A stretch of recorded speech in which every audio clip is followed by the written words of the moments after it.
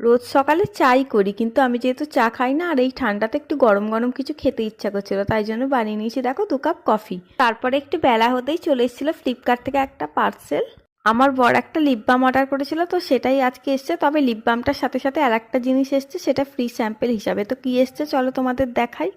আমার বর পিওর সেন্সের একটা লিপ বাম অর্ডার করেছিল, আর তার সাথে ফ্রি দিয়েছিল এই বায়ো অয়েলটা। এটা স্পেশালি স্ট্রেচ মার্কের জন্য। অয়েলটা ইউজ না করলেও লিপ বামটা কিন্তু ইউজ করেছিলাম। এটা ভীষণই চ্যাটচ্যাটে, মনে হচ্ছে ঠোঁটের মধ্যে যেন ফেবিকুইক আটকে দিয়েছে, আর স্মেলটাও একদমই ভালো ছিল না।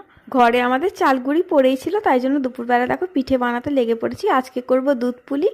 তো পিঠে করতে করতে চলে এসেছিলো আরও একটা পার্সেল। এটা ছিল মিন্ত্রা থেকে, আর আমি একটা জিন্সের জ্যাকেট অর্ডার করেছিলাম, তো সেটাই আজকে এসছে।